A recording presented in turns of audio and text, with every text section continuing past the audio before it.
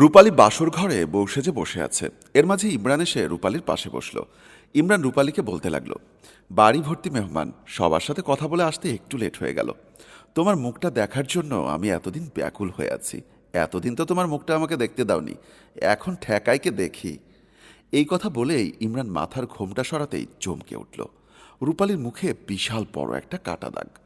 ইমরান রূপালীকে দেখে রেগে সাপের মতো ফুলতে ফুলতে বলল, তোমার মতো একটা কুৎসিত মেয়েকে আমি ভালোবেসেছি এতদিন, কেন তোমার মুখ দেখাওনি আজ তা আমি বুঝতে পারছি। যতবার তোমার মুখ দেখতে চেয়েছি তুমি মুখ অন্যদিকে ঘুরিয়ে রেখেছ।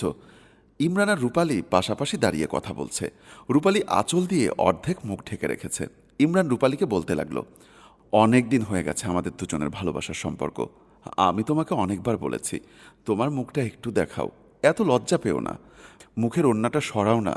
তোমার চাঁদের মতো মুখখানা দেখে আমার মনটাকে একটু সান্ত্বনা দেই। জবাবে রূপালী বলল, তুমি কি আমার চেহারা দেখে ভালোবেসেছ না আমার মন দেখে? রূপালীর কথা শুনে ইমরান বলতে লাগলো, দেখো, ভালোবাসা কখনো চেহারা দিয়ে হয় না, ভালোবাসা হয় মন থেকে। আমি তোমাকে মন থেকেই ভালোবাসি। আর লজ্জা পেও না, মুখের কাপড়টা সরাও, আমি তোমাকে একটাবার দেখি। রূপালী আবার বলতে লাগলো, না, তুমি আমার মুখ সেদিন দেখতে পাবে যেদিন তুমি আমাকে বিয়ে করে বাসর ঘরে নিয়ে যাবে।